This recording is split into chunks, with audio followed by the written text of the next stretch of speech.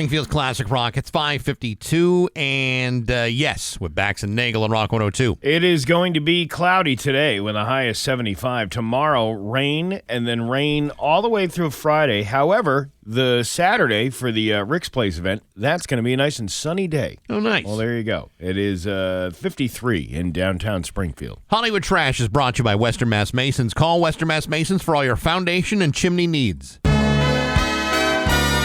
Somehow you still care about what's happening in Hollywood. So from Tinseltown, 3,000 miles away, it's Steve Nagle's Hollywood Trash. You remember Ariel Winter from Modern Family? Sure. She has a new side hustle, catching sexual predators. Ariel dressed up as a 12-year-old girl and went online for a YouTube docuseries called SOSA Undercover. SOSA stands for Safe from Online Sex Abuse. She's 27 now, but she really did look the part. Sadly, Ariel has had some experience in this area thanks to her career. I'm familiar with male predators because I worked in Hollywood at a young age. I started at age 4. I don't want to say too much about it, but by the time I was on a laptop and a cell phone, I was getting inappropriate messages from older men, and it causes trauma. The experiences I had in person and online as a child have affected me so deeply that I have to go to therapy for it. The movie and TV industry is a dark place. Still, Ariel was surprised at how many men out there are looking for young girls. Quote, it's hundreds of thousands of men. You know, it seems like that she must be exaggerating, but you don't even know. When you hear these stories, you're going, well, is it just a handful or is there a lot of them? And it seems sometimes to be a systemic problem. Quite a bit, and that's why, when you talk about your kids being on online games and, they're thinking they're talking to another kid. It could be some creepy 60-year-old man on the other end of the line. Why are you looking at me when you say that? Well, you're not 60 yet. Close. I don't know why you're getting all guilty. I don't know. What are you writing? What are you playing? How's your Roblox account going? Fine. Yeah. People magazine says it's basically over between Katy Perry and Orlando Bloom. There have been rumors about the breakup for weeks, and now People magazine is still on the verge of calling it. So-called source said, quote, they're pretty much done. It's been breaking down the last couple of months, and it's not looking good. Supposedly, they have different ideas of where they want their lives to go from here, with Katy concentrating on her comeback album and tour. See, I always thought she was going to focus on that whole astronaut thing. Yeah, I don't think she's going back, though. Katy and Orlando have been together since 2016. Aside from a short break in 2017, they got engaged in 2019 and have a daughter named Daisy who will be 5 in August. But they just don't want to be around each other. And that's okay. You can move on. I guess. She's a firework. She's going to let her colors burst. I wonder if she ever feels like a plastic bag. Just whipping in the wind? Yeah. Yeah, she could. Justin Bieber got into it with a paparazzi scumbag in Malibu on Thursday night. It doesn't seem like the guy did anything particularly egregious. Justin just didn't want to be bothered. He angrily told the guy, I'm a dad, I'm a husband, you're not getting it. I'm a human being. Now, standing around my car at the beach, you don't think I'm a real guy, do you? Stop provoking me. I am not to be effed with. Over the weekend, Justin posted a slideshow of pics where he's holding his son Jack, and he captioned it, "A baby," with a middle finger emoji. Yesterday, he posted screenshots of an alleged text conversation where he ends a friendship with someone who can't handle his anger. My anger is a response to pain I have been through. Asking a traumatized person not to be traumatized is simply mean. Okay. He's got a lot of stuff going on. He's, listen, it's a lot on the young man's plate. Rob Lowe knows his go-to workout song is cheesy. In fact, he admits it, quote, the cheesiest thing in the world, and yet he's not afraid to announce it to the entire world. And it is? What do you think it is? Let's Get Physical by Olivia Newton-John. No, it's close. Eye of the Tiger from Rocky III. He says you can't go wrong. If you want to knock off a set of 20 or go for a max bench press, I've got to have on that. Or I got to have that on. You're not raw dogging and doing your max bench press with that song. Without that song, that's not happening. I like how Rob Lowe used the word raw dog. I don't think they allow that at Planet Fitness. You can't raw dog at a Planet Fitness? I believe that's one of the things you can't be fitness. I don't know. One time I had a membership to Planet Fitness. I was in a locker room. There was a naked old man. I had there might have been some raw dogging going on back there. Next thing you know, your fitness in his... Yeah, a fitness in your mouth. Rob usually only works... Fitness in your gym bag. Yeah.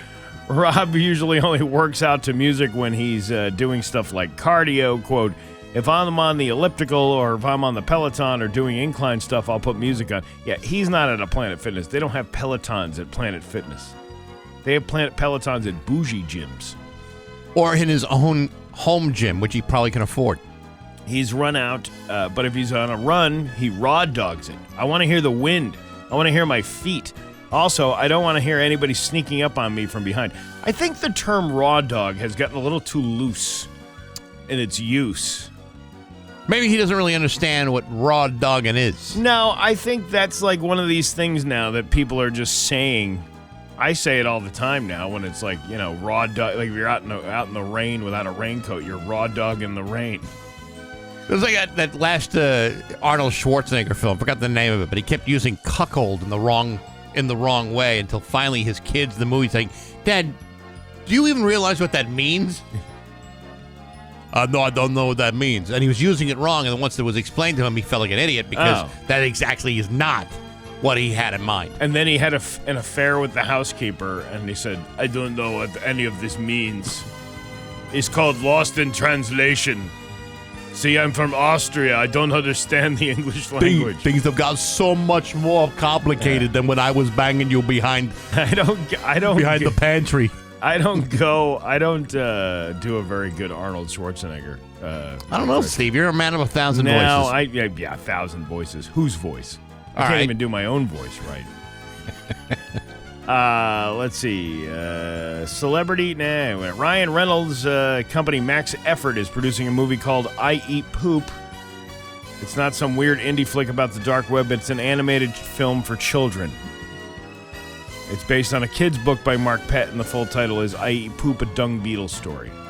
Yeah, it's good for the kids. I'm glad people with money are just doing good things for the society. It helps us all out, really. I guess so. Kim Kardashian was recently spotted having a night out on the town where she was seen enjoying a large drink and licking the salted rim. Really? Yeah. She must have something to say. Oh, my God. The last time I had my rim clean was when Ray J found out how many licks it takes to get to the center of my grundle slit skin in that sex tape you can purchase on YouPorn for $39.95. 1, 2, 3. Crunch. Whatever. You have to say Caitlin. Caitlin? Well, I never got that done and dirty. We have to be enrolled. Well, I never got that done and dirty with your mother, Chris Kim, but she once performed squat thrusts on the Enos pay. Oh, God. I will say this about your mother. I never had to worry about needing extra oil with her. Her squatch was always greasier than a Finger Lake shore lunch. What are you trying to say? What I'm trying to say is that hair muffin was slicker than deer gut on a doorknob. If she was on top, my junk always ended up looking like a honey-dipped bear claw flanked by 2 glazed munchkins. You're talking about the donut, right? Yeah. Okay. Your mother. You slip the tan banana in, you pull the tan banana out, you slip the tan banana in, and you shake it all about. You spoo the hokey pokey, and you spray it all around. That's what it's all about. This has really reached levels of it hasn't. Stupidness. Haven't even touched it yet. And that is your Hollywood Trash on Rock 102. And now, Bax's View from the Couch, brought to you by Rocky's Ace Hardware, your grilling destination. Weber, Big Green Egg, Uni Pizza Ovens, and Traeger Wood-Fired Grills. Hey, good morning, sports fans. How the heck are you? Folks, let's face it, there's nothing more poisonous to an organization than disgruntled employees. They are toxic, soul-sucking, space-taking, and often attention-grabbing people whose primary objective is to find and influence potentially like-minded followers to share and thrive within their orbit of misery. I can't say I've ever worked with people like that personally, but I do know that from an organizational standpoint, it's sometimes necessary to cut the umbilical cord and start anew. Yesterday, the Red Sox completed a blockbuster trade that sent disgruntled slugger Rafael Devers to what remains of his 10-year contract for $313 million to the San Francisco Giants. In exchange, the Red Sox will get left-handed pitcher Kyle Harrison, right-hander Jordan Hicks, and 2 minor league prospects. Who are these new fellas and how will they fit into the Red Sox organization?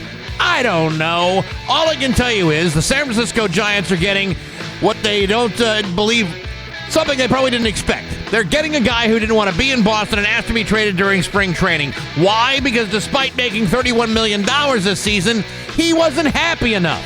And because he was forced to switch positions from time to time as needed, he somehow felt he was being disrespected by the organization. Folks, if you handed me a paycheck of $596,000 a week, I would let you disrespect me all day long. You could call me names, you could talk about me behind my back, you could insult me right to my face, because if I were making $14,003 an hour like Rafael Devers, I think you'd be surprised by how much I'd be able to put up with. And yet, Rafael Devers decided to make everybody miserable instead. Well, we got enough problems already there, fella. Now you can bring your problems somewhere else, because apart from the last 5 games, which the Red Sox have won, your biggest contribution all season long has been to lead the league in acting like a whining little crybaby who's not getting what he wants. Well, now you have. I hope you're happy with yourself, because I give the Giants about 3 weeks to figure out that you're not going to enjoy yourself there either. But hey, enough of my yapping. Sports brought to you by Rocky's Ace Hardware. Steel, the orange and white outdoor powerhouse workhorse. Famous for their chainsaws, their pruners, blowers, string trimmers. Mark at the South Hadley Rocky sells and services all of them. He's a steel trained technician, and you'll find one at every Rocky's Ace Hardware. I'm Bax. That's my view from the couch. Rock 102, Springfield's classic rock. It's just about 6:14 and AC/DC. With Bax and Nagle and Rock 102. It's going to be cloudy today with a high of 75. Tomorrow, rain with a high of 70, and then rain the rest of the week. How about that? We're off to a great start. Are we? Are we really? I mean, we need the rain. Do we? Do we really need more rain? Well, I mean, if I'm ever going to complete this arc, then yes, I'm going to need some rain. Yeah, and then all of a sudden, like August comes around, and then for 3 months we don't have any rain, and then things get dried out. It's the typical New England weather that we've been having. Yeah, but you know what? This typical New England thing is what they say about what every part of the country says about their own weather. Right. They all say it. Oh, just wait a minute, it'll change. Everybody says that. Just wait, it'll work. Did you have a good weekend? Yeah, we had a good weekend. We went up to camp and hunting camp. Yes, absolutely. And saw my dad yesterday, and that was very nice, and that was the whole weekend. I had to. I went to UMass on Saturday for that Pioneer Valley Community Band thing. Yeah. I'm wildly impressed by people who can just get together for, 6 hours and then put together this giant concert like people have been practicing for months at a time. It was really impressive. They did I like the Star Wars stuff. Do you really? Yeah, the John Williams pieces and all that stuff. And then they had this guy on a clarinet who was like, I felt like I was in a nightclub. Really? Yeah, he was doing this whole clarinet piece and everything like that. So that was pretty cool. So I was up at ass over the weekend. And I'm sorry, what did you say? Ass. Isn't that what that is? No, it's UMass. It's not mass. I thought I've only seen that word written before. Really? Yeah. You've never heard it poured out of someone's mouth. No. Interesting. No, not at all. But I've been doing these videos. Oh, these. It started with last week when I was on the Mass Pike and I went over the Appalachian Trail footbridge that goes over I-90 out in Beckett, and I just said, well, you know what? I'll just mispronounce everything, and because we're required to put out videos, like they want us to keep putting out videos. Sure. And I don't I run out of content. I don't know what to keep putting up there. I mean, when you're not, if you're forced to do something, Yes. Yeah, I know. Listen, I get it. I've been putting up a few of my own. Dan's doing a bunch. Pat's doing a bunch. Natalie too. I mean, but the series that you've done is Well, quite frankly, it's remarkable. Well, it's also gaining steam or whatever you want to picking up speed. I don't know. How would you say that? I would say it's going regionally viral. Regionally viral, which I didn't expect at all. And people are. We talked about this a little bit on Friday. How people are getting so upset because it's basically rage bait is what they're calling it. Because when you're from an area and somebody mispronounces Appalachian like Appalachian, that's not how you say it. But they don't even take the time, which is fine for me because it increases our engagement. They don't take the time to realize, where is this coming from? Who is this coming from? Right. You know, if you just did 5 seconds worth of do your research. If you did 5 seconds of research, you would see that this is just an idiot being an idiot. All right. On the internet. It's being an idiot, but on a platform in which our videos are probably averaging, I'd say, 500 to 800 views per video. Some to get 12. Yes, including some of the most hilarious ones that have ever been done. I'm looking at yours.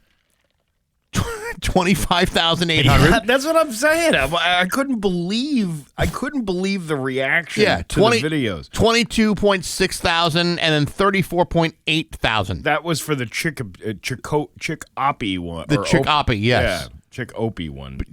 But the asparagus one you did, that again 22,000. Yeah. And meanwhile, Pat is doing ones in which he is farting into a camera, and he gets like 300. I would have thought that would have been the one that knocked us over the edge of the viralness. Was the Pat Kelly little fart machine thing, walking around like a superhero and a fart machine? Yeah. I thought that was probably the most creative thing that we've ever produced here.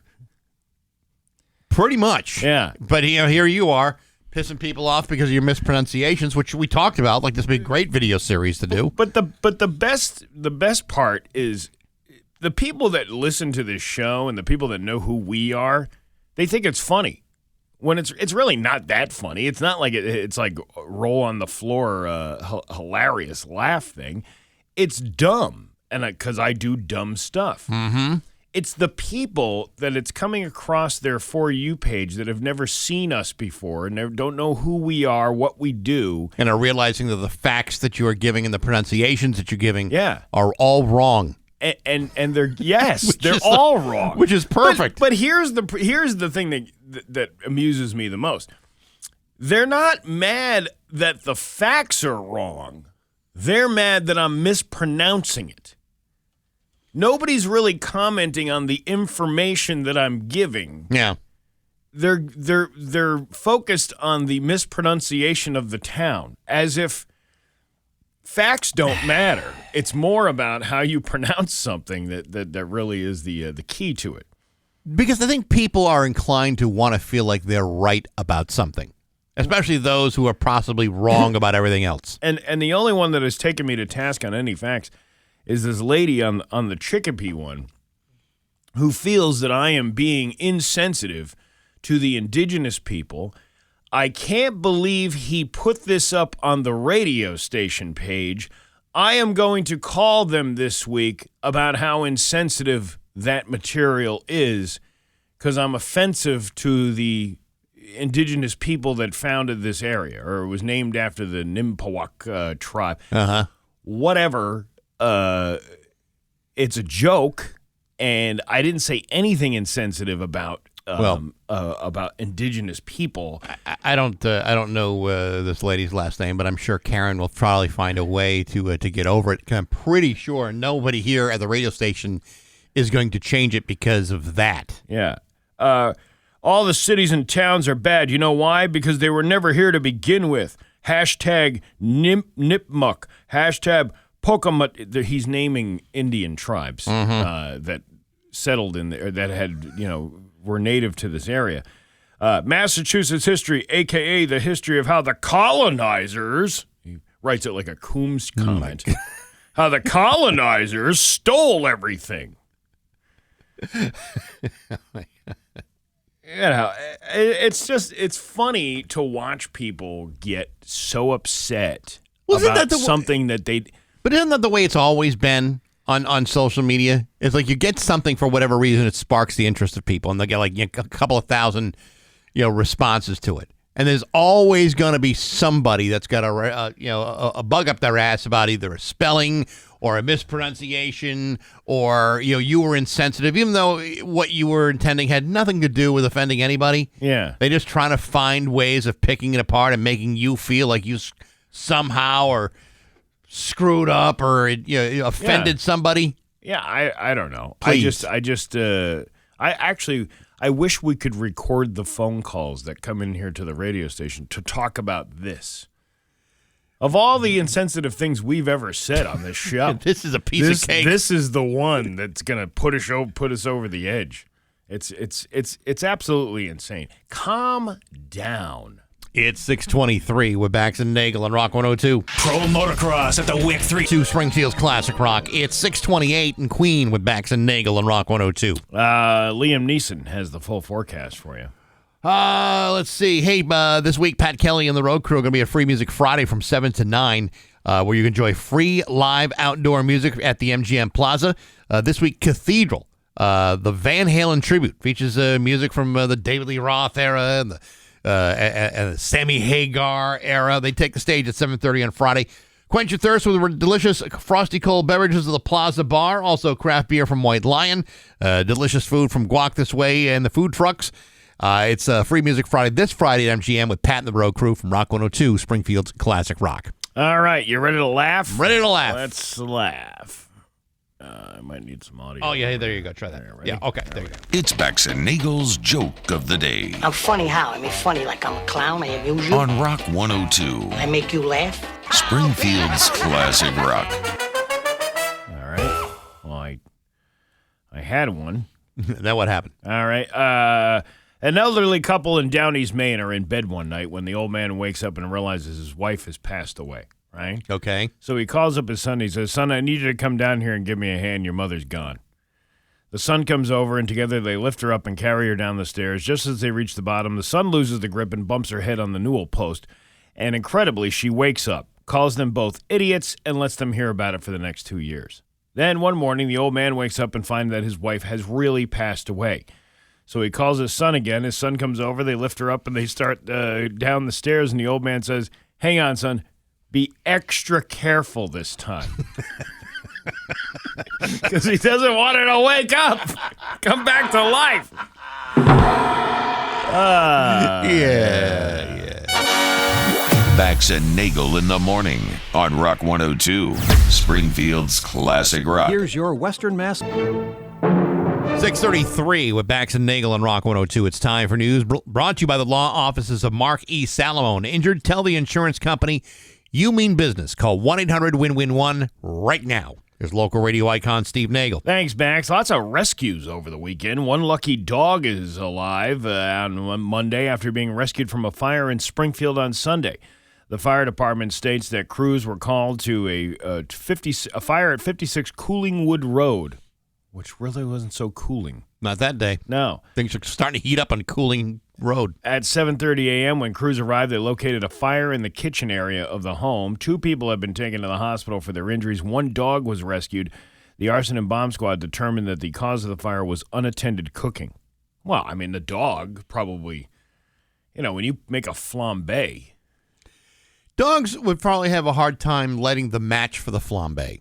No opposable thumbs. I remove the knobs from my gas stove because of the fact that my dog did once jump up and knock it just enough. And I came home and I was smelling thank God they put that scent inside the gas. You'd never know otherwise. No, you wouldn't. And and I was like, whoa. And he had gotten up on the stove and he had Was he trying to make a pie, or what was he trying to do? I think he was probably trying to get something that may have been up there. See, I don't know. I don't know what it is about your dog.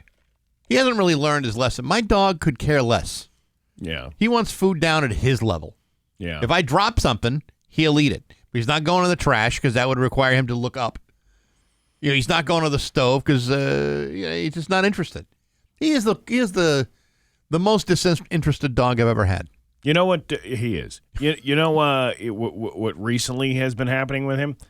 I've been cutting his nails, and he hates it. Yeah. He hates that. So I have to, wait till it takes me, a week to cut the nails. Sure. Because you can't do it at once because he squirms around. If you try to, hold him down, he squirms around. You just can't get that little thing in there to do it. So I wait till he's asleep. Oh, that's the way and to then do it. And I do one at a time, and then he'll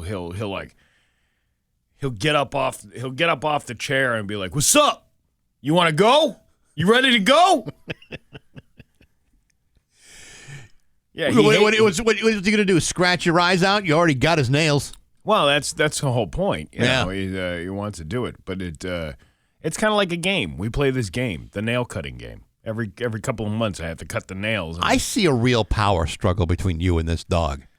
He pretty much rules the roost. I'm living like a hostage in my own home. I have to lock my trash up. Yeah. Everything has to be out of the way. Like, you can leave nothing out in the open. And yeah, everybody's like, crate him. But the problem is he was in a crate until the pandemic happened, and then people were home all the time. So there was no need to crate him. Are people home all the time now? No. Well, then put him back in the crate. Well, I already got rid of the crate. What'd you do that for? Because I didn't need it. I thought we were going to be trapped inside of our homes forever? Yeah. At some point, every woman was going to go back to school and back to work. Yeah. First it was 30 days. Yeah, you never want to get rid of the crate. The crate is always a possibility. When they start acting up, you pull out the crate. Well, either way, this is what I have now. So I have to Wally-proof the home.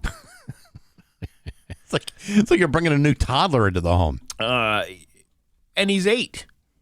He should be calming down by that age. Which he's 56, which means he's 56. Right. You're a 56-year-old man. Do you go into the trash and eat things off the top of it? No. Yeah. Not anymore. Well, if it's got a doily, because that's a barrier. What age did you stop doing that? 54. There you go. See? He should be grown out of that completely. Holyoke officers rescued a trapped man in a burning vehicle following a crash on I-391 Saturday morning. Holyoke Police Chief Brian Keenan shared on social media that approximately 2:15 a.m. on Saturday, officers were called to an unrelated motor vehicle crash on Jackson Street and Commercial Street and heard a loud crash near the I-391 North exit ramp. When the officers arrived at the location, they heard the sound. Excuse me. Got to get that up. Let her rip. Yeah, no, I'm not going to let it rip. Let her rip. We're all friends here. They found that he had crashed into a tree. The officers noticed that the driver was injured, trapped, and possibly unconscious. Police said that the officers, along with a nearby Holyoke citizen, were able to pry the door open of the vehicle. The driver, a 29-year-old man, was observed to be conscious and slowly moving. Holyoke officers successfully removed him from the car and carried him to a safe area. Smoke and fire were coming from the hood of the car, and officers put it out with a fire extinguisher. Is that how they do that? Really? Yeah. Is this like a new technique they're using? You know these what are these big red things for with the horns at the end? Those are the trucks we use. No. The things shooting out of the ground? Yeah. Those are called the water things that shoot out of the ground. The hydrant. No, I don't think we call them that anymore. Holyoke fire crews. I think we're a warrior of offending indigenous peoples by calling them hydrants. Yeah, I got to tell you, these stories are written like a kid wrote them. Like, this is a story I would write when I was, in 6th grade about a news story. Smoke and fire were coming from the hood of the car, and officers put it out with a fire extinguisher. Okay. And they used firefighting equipment to extinguish the flames. You don't say. Yeah.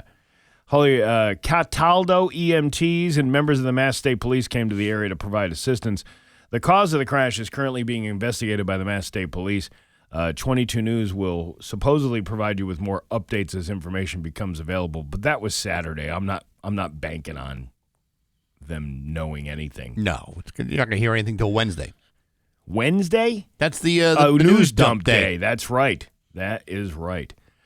Let's see. Jurors in the murder trial of Karen Reed began deliberations without a verdict Friday after weeks of testimony in a highly divisive case in which the prosecution's theory of jaded love turned deadly was countered by a defense claim that a cast of tight-knit Boston area law enforcement killed a fellow police officer. The 45-year-old Reed is accused of fatally striking her boyfriend, Boston police officer John O'Keefe, who was 46, with her SUV and leaving him to die in the snow outside of a house party where the other local police and federal agent were closing out a night of drinking in 2022. She's charged with second-degree murder, manslaughter, and leaving the scene. If convicted, the most serious charge she faces is life in prison. Jurors went home for the weekend and will resume on Monday. Reed's defense says O'Keefe was bitten by a dog, then left outside of a home in a Boston suburb of Canton in a conspiracy orchestrated by the police that included planting evidence. The first Reed trial ended July 1st in a mistrial due to a hung jury. So it'll be interesting to see, with this new trial where they didn't have, there was a lot more theory-based stuff going on in the first one. Right. This one had more data, like electronic data. Well, they've had a couple of years now to prepare for this case.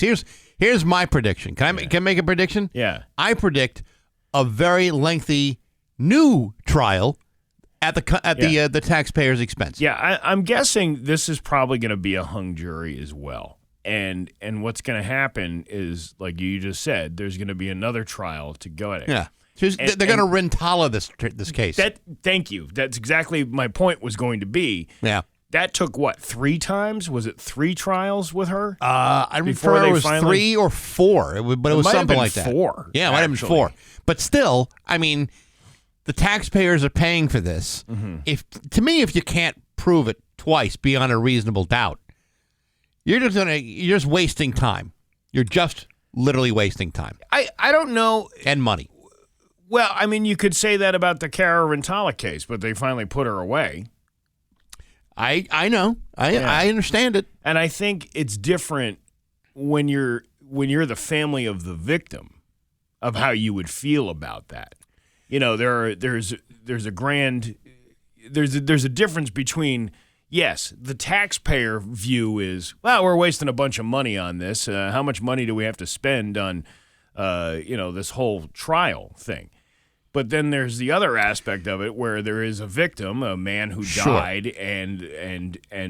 But as prosecutors, if you can't prove your case after 2 trials, and they still have enough reasonable doubt to suggest that this may not have happened the way it happened, or the way the prosecution would like you to believe it happened, I find it hard to imagine that you're going to get it right the 3rd time. Well, here's the thing. There's enough problems with this case to suggest that there's reasonable doubt enough to let her walk. But it'll be interesting to say. It'll be interesting to see with all the information that was presented in this trial, because it was very different than the first one. The first one, they had all the witnesses, and the witnesses were being combative, and there was this back and forth.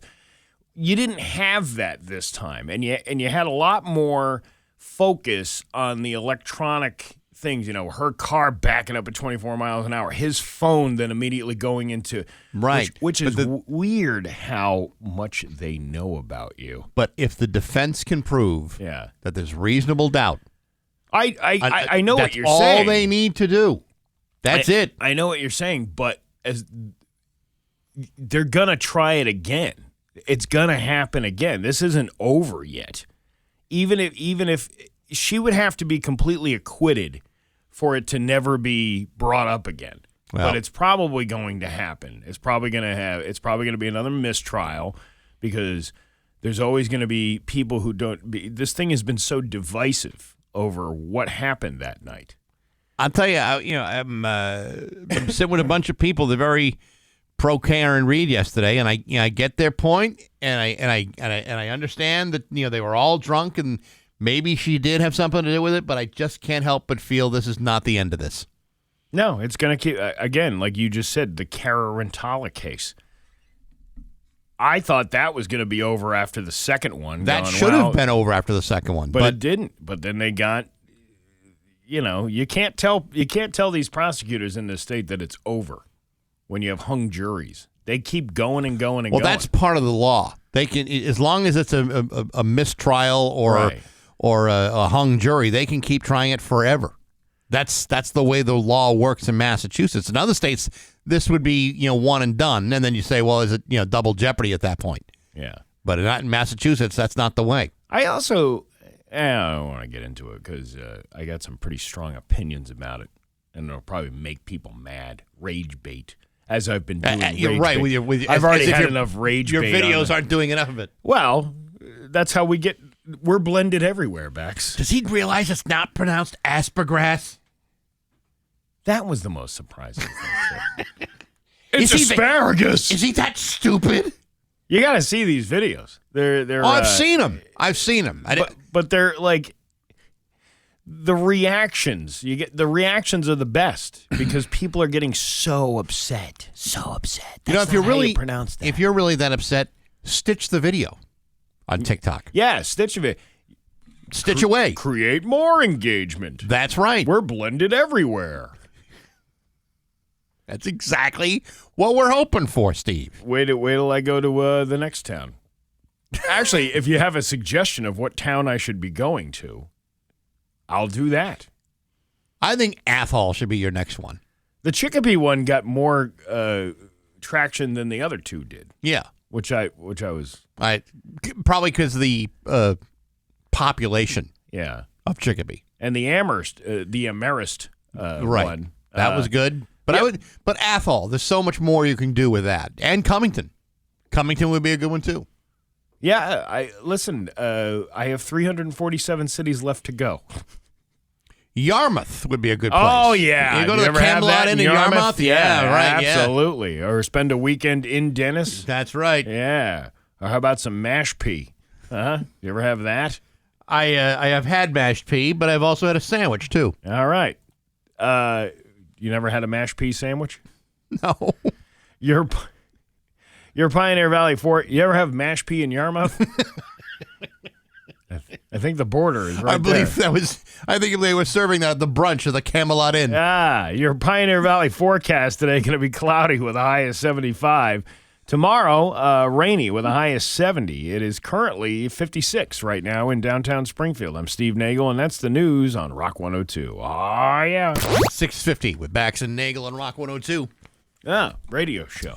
I didn't realize we were doing this. Yes. Well, yeah. Apparently, we're supposed to be doing it every day. That's what they're telling me. But hey, this week on Baxy's Musical Podcast, a pretty cool episode with my guest Brian Small from the legendary Los Angeles-based band The Hangmen. This is a band that they got a hell of a history, and after 11 years, they made a major comeback. This is an incredibly good band, and you should check that interview out. Available starting today on Apple Podcasts, SoundCloud, Spotify, the Rock 102 YouTube channel, rock102.com, and on the app. And it's all brought to you by Metro Chrysler, Dodge, Jeep, and Ram at Chicopee and Rock 102 Springfield's Classic Rock. You know, the cicadas?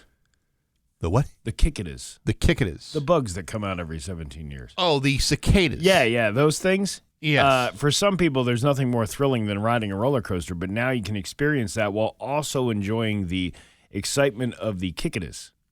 Cicadas, Steve. There's an amusement park called Kings Island in southwestern Ohio, and they've been dealing with masses of cicadas, which have made their way to the surface for the next few weeks. The cicadas are everywhere outside, and the swarms are so dense that people are being warned to keep their mouths sealed shut while riding on the coasters at King Island, or you might get a mouthful of them. I've seen people eat them. Well, I'm sure there's some sort of delicacy, but the idea that's if you want to eat them. And I don't know why you would. But because don't they eat ants in France? Isn't that chocolate covered ants? Isn't that a whole? They do. Yeah. So there's some cultural thing that you would do to eat these things, or some kind of health. I don't know, whatever your mantra is to eat these things. But if you don't want to do that, involuntarily by opening your mouth, screaming on a roller coaster, and the thing just flies into your mouth. Ugh. That's disgusting. No, thank you. Yeah. The people are posting videos of the cicadas at the park on TikTok and Cicada. whatever. And and others are proudly sharing ride photos of people in their group with their mouths firmly closed as instructed. I try to keep my mouth shut on roller coasters. I don't scream. I don't yell. Well, I don't have any reason for anything to fly in there. How many videos have you seen of somebody getting sick ahead of the group? Well, that's a You've good point. seen those videos. Sure. Where it just, not to get too descriptive here, but you can get where I'm going with this whole thing. Oh, yeah. You don't want to deal with that. I wouldn't. I'm usually like, if I'm on a roller coaster, I'm usually, get me off this thing. Because I'm scared of it. I wouldn't be opening my mouth either. You're not big on it? No, not at all. Yeah, I'll be damned. Some guy is telling me to go to Florida, Massachusetts, and go stand right in front of the Housatonic train tunnel and just walk right up to it, so you can get hit by a train. Is what he's suggesting. That's not right. Because that's not the nice tunnel, I believe, is still in use. Well, I mean, that would be dangerous, and you're not going to put your life in the line for this place. Well, yeah, I will.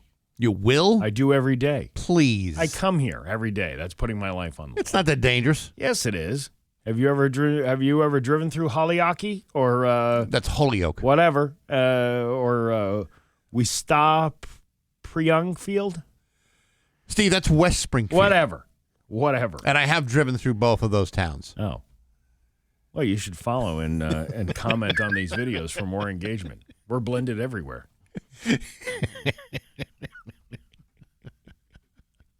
Well, thank goodness. Yeah. Thank goodness. So that's all I got right now. Do you have anything? I have really nothing. I know that Scott Cohn will be joining us in just a few minutes. We'll be talking about some major baseball trades and what have you. Well, I mean, you're probably going to talk about the Yankees getting swept at Fenway Park over the weekend. Probably more about the Rafael Devers trade. What? Why? Why wouldn't you talk about that?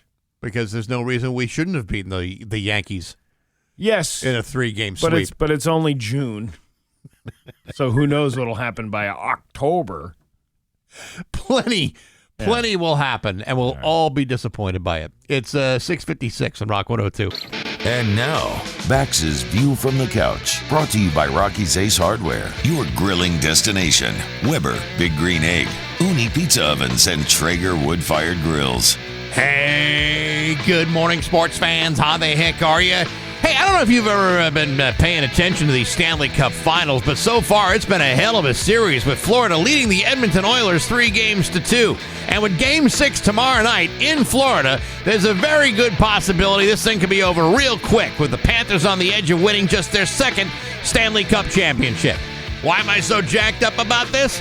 Well, I don't know if you've noticed, but there's this fella, Brad Marchand, that's turned out to be one hell of a hockey player for the Florida Panthers. In fact, according to all the record books, the other night during Game 5, Brad Marchand became the first player in NHL history to rack up 5 goals in 2 separate Stanley Cup finals for 2 different teams. Why, it's such an incredible statistic, I almost can't help but wonder, how come the Boston Bruins can't find a guy like this? Oh, wait, that's right.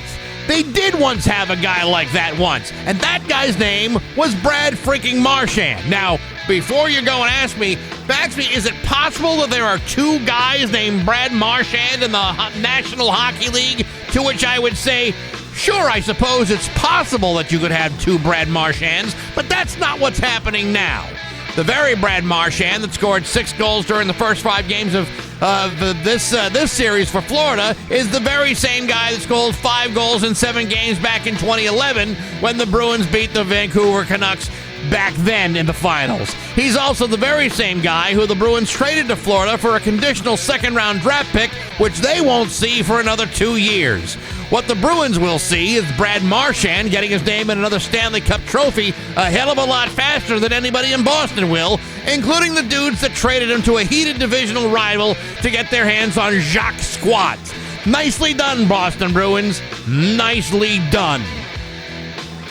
But hey, enough of my yapping. Sports brought to you by Rocky's Ace Hardware. Get a Milwaukee 15-piece impact-rated drill set. $20 at Rocky's. Get a Milwaukee 25-foot magnetic tape measure. $20. It's Rocky's $20 tool sale. Milwaukee hand tools and accessories. $20 at your neighborhood Rocky's Ace Hardware. I'm Bax. That's my view from the couch. Rock 102, Springfield's Classic Rock. It's 7:09 and ZZ Top with Bax and Nagle on Rock 102. It's going to be, what is it going to be today? I don't even have the weather in front of me. It's going to be cloudy eventually with a high of 50 or 75. Tomorrow, rain with a high of 70.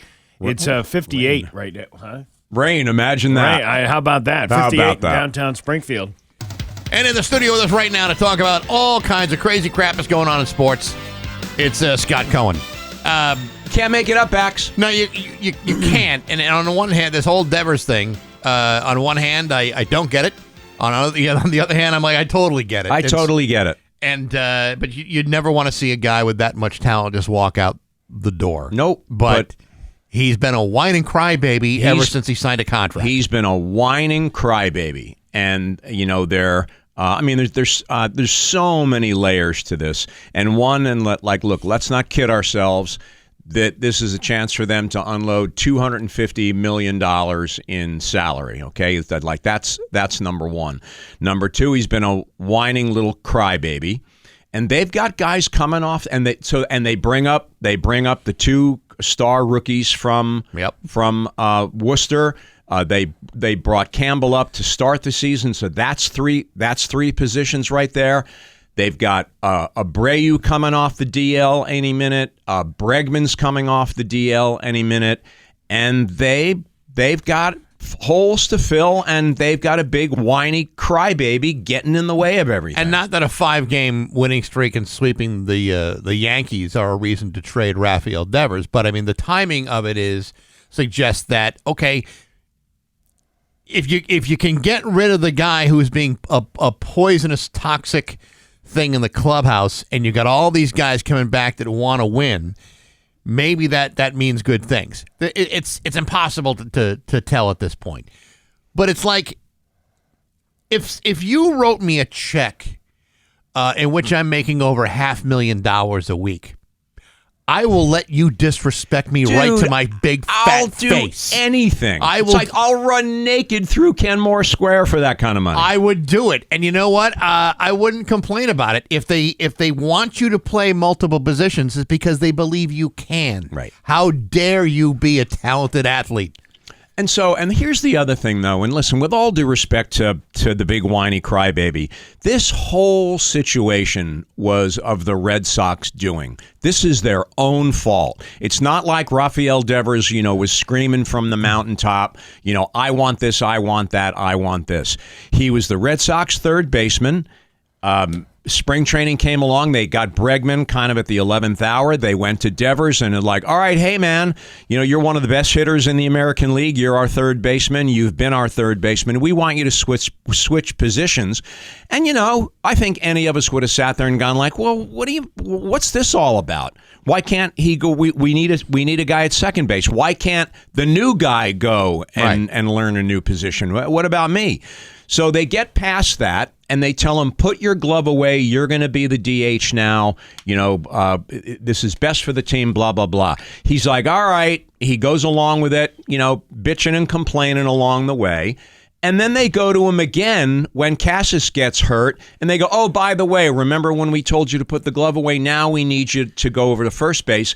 And Devers, to his credit, said, this isn't my problem. Where's Craig Breslow? You're the general manager. This is your job to figure this out. And I understand that, but his request to be traded comes back to spring training. Yep. I mean, this goes back. This isn't even about what's happened since the start of the season. He's been talking about trying to get off this team since the very beginning. Remember what a slow start he had. Yep. Part of that, you wonder, I'm out of shape, I'm pissed, and he gets off to a bad start. Yeah. Now, the tough part is, they got 4 players for him. I don't know. I will tell you, and this happens a lot, I'll bet dyed-in-the-wool baseball fans who have fantasy teams and everything like that, even those guys would be hard-pressed to know anything about the 4 players we're getting back in return. Yeah, I mean, you're getting two pitchers and 2 prospects. you never know how these things are gonna turn out. On the other hand, I mean, they swept the Yankees. They had a great weekend. They won 5 in a row, and that's back over 500 again. Yeah, and that's kind of the rub. I mean, listening to some of the sports media yesterday, when you work out a deal where a team eats $250 million in salary, which is what the Giants are going to be doing. This obviously didn't get decided on Wednesday or Thursday. I mean, they've been talking about this trade for a while, and the timing of it is terrible because they won 5 in a row. You sweep the Yankees, but you know what, man? They headed out of town under the cover of darkness.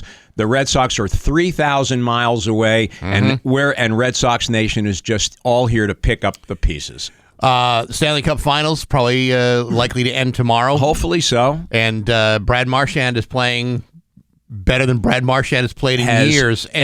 Played. And you know what? I feel very much like when Ray Bourque left Boston and won a Stanley Cup. I'm happy for him. Of course. But I wish that was our Ray Bourque playing in Boston for the Stanley Cup. I wish that was Brad Marchand playing in Boston for a Stanley Cup. But, it just shows you how stupid must you have been to take him off that roster, trade him to Florida, and get nothing but a second-round pick that you can't even do anything with for 2 years. Yep, and listen, and again, the framework of the whole Brad Marchand thing has been going on for a while. Florida is a great team. The Bruins suck. And so not only did you take Marchand and you give him an opportunity, B, he's got a fresh start, and C, he's playing on a superior ball club where there's other guys that they have to keep an eye on except him. It was the chemistry of all that was absolutely perfect. He's undoubtedly going to win a Stanley Cup. He could end up winning the MVP of the Stanley Cup Finals. It all fell into place for him, and hey, man, I'm all for it. Good and he for just him. Cemented himself a place in the Hall of Fame. Oh, totally. I mean, if he didn't have it before, he's definitely got it now. U.S. Open is done. Great. Spawn was the only guy under par. Kind of shows you again what a tough course that is. Yeah, it was. I think we probably joked about this last week. It's always good when you can watch a pro golf tournament and see pro players at the highest level play like the guys out at Franconia. They were hacking out of that rough. It was wonderful to see. Yeah. But good for him. Only one guy under par in the whole tournament. He actually almost won the Players' Championship in a playoff against McIlroy earlier in the year. So his first major, good for him. You see the story last week about Antonio Brown, now accused of attempted murder. Speaking of things never changing. Never changing, but I had a discussion over the weekend about we talk a lot about CTEs and the problem that you have with these. I mean, he is a guy that has said my CTE is acting up. He's very clearly a guy that has shown that there had been some physical damage to his brain, because there's no other way to explain this long list of erratic behavior. Totally erratic behavior. Yep. I mean, it's not just erratic behavior. It is beyond the point of comprehension how he has not either injured himself or injured others more severely. This is an attempted murder. For those that haven't seen the video, he was at this celebrity boxing event. Some skirmish happened. He claimed that he was jumped by a group of people trying who to are steal after his jewelry. He pulls out a gun and fires the gun. Hits nobody, thankfully. But it's like, man, at what point is this guy going to hurt somebody? Because it's coming. Or hurt himself. Yep. Because he completely sabotages his entire career. Completely. I mean, it's sad. You can say, well, the guy's an idiot. That may very well be true, but I really do believe there's something larger at play here.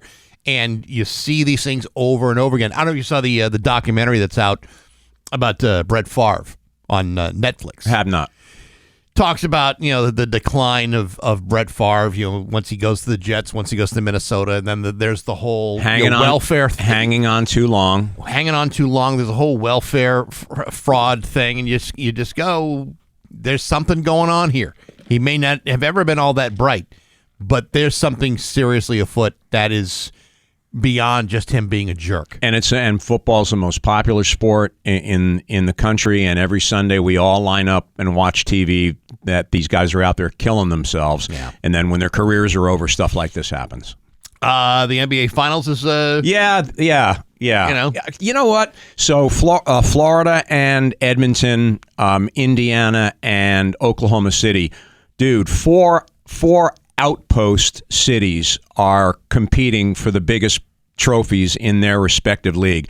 Not what the doctor ordered. not what anybody expected. And not what anyone expected, and not what anybody wanted, and something that nobody cares about. Well, the funny part about it is the NBA Finals. I mean, it's tied up at 2 games apiece. It's actually been a pretty good series. Both the Stanley Cup, despite the teams in it, Stanley Cup and the NBA have been and are good series. Last thing, and we didn't even talk about this before we went on.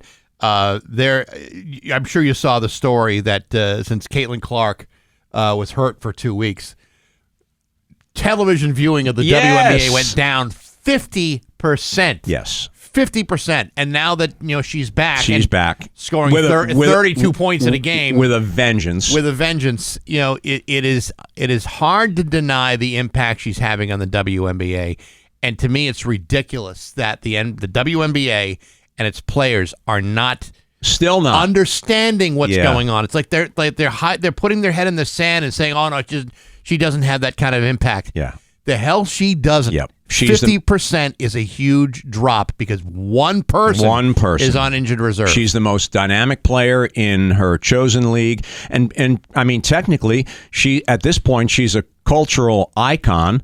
And she's one of the biggest stars in all the sports. I mean, she's on the All-State commercial. She's got the Gatorade commercial. She's also the most talented player in the league. And there are other talented players in the league, but they are not Caitlin Clark. And it's not just because of race.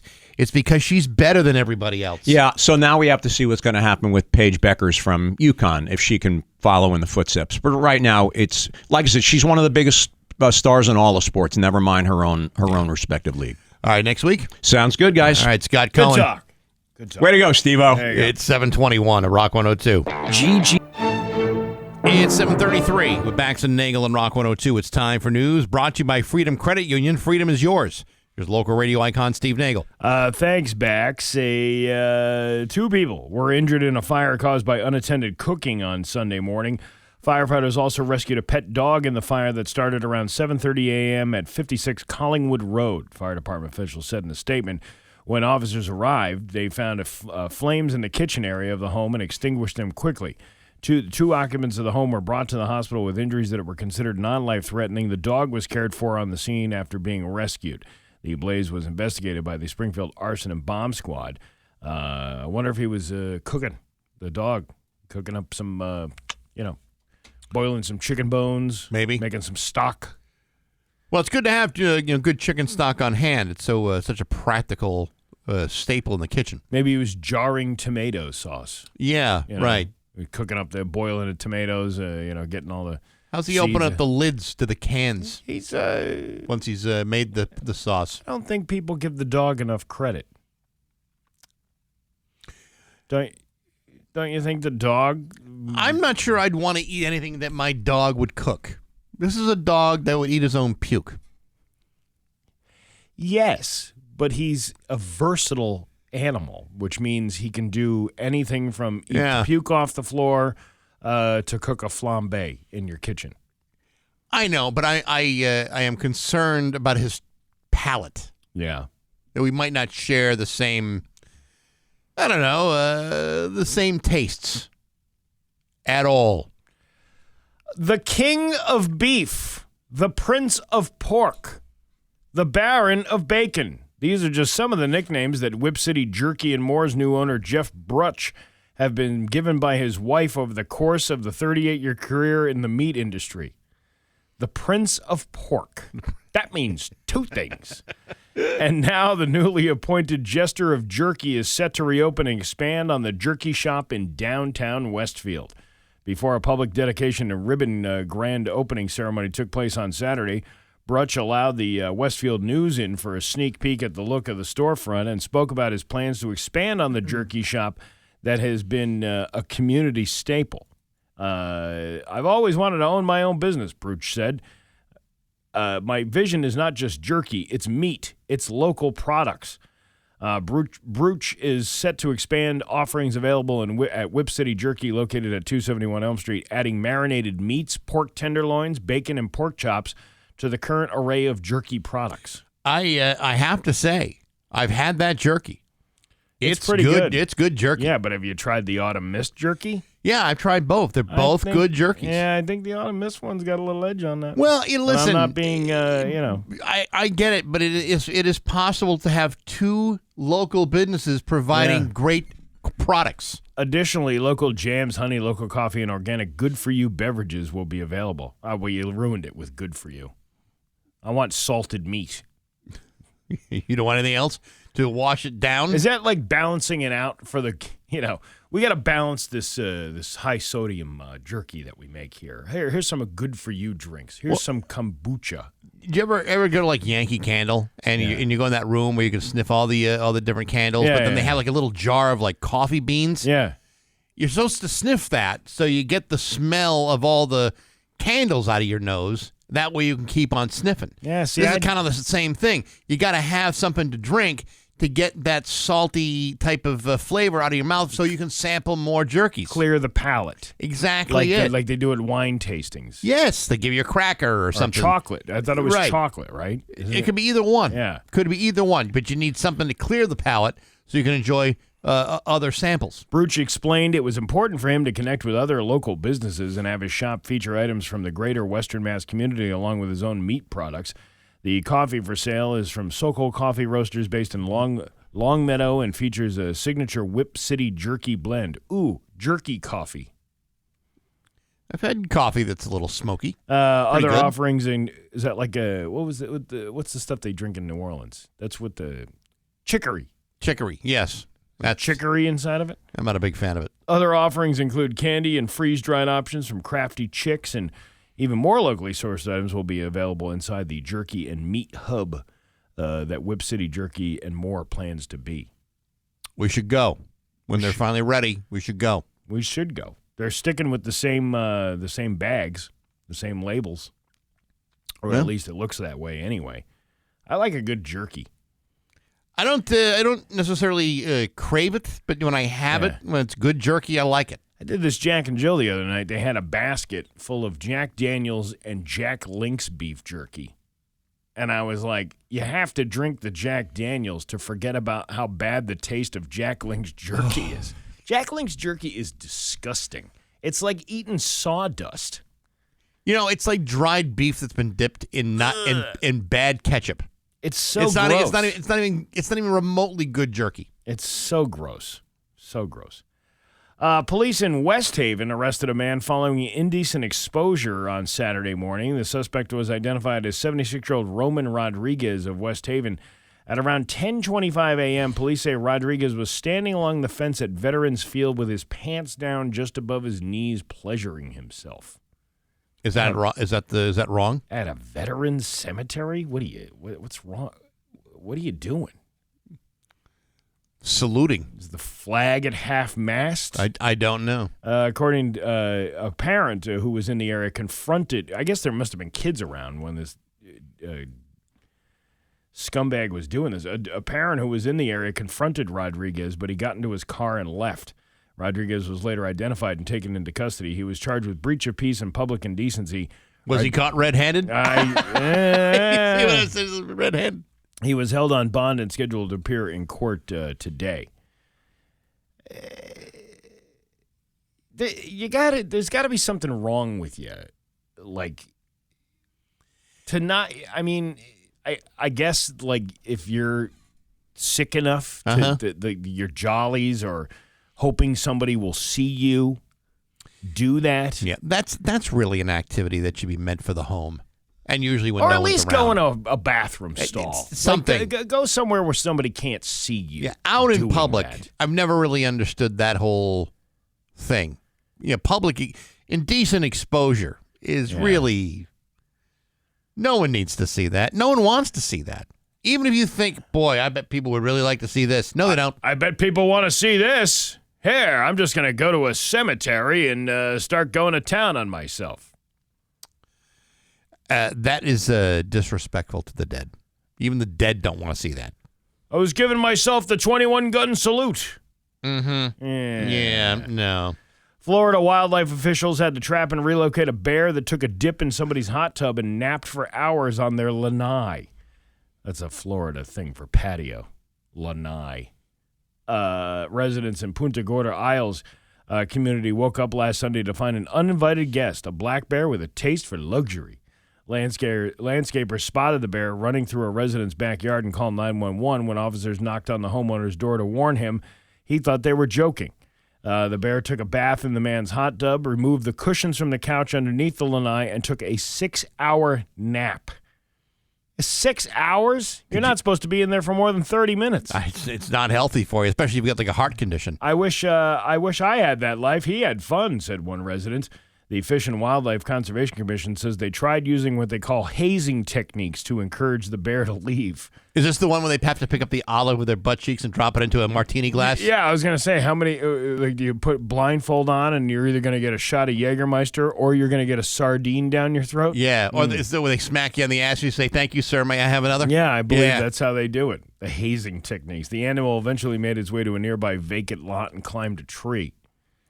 You know, if there are bears in your hot tub, don't you think the least you could do is like offer them a drink, maybe a snack while they soak? Well, he had a White Claw,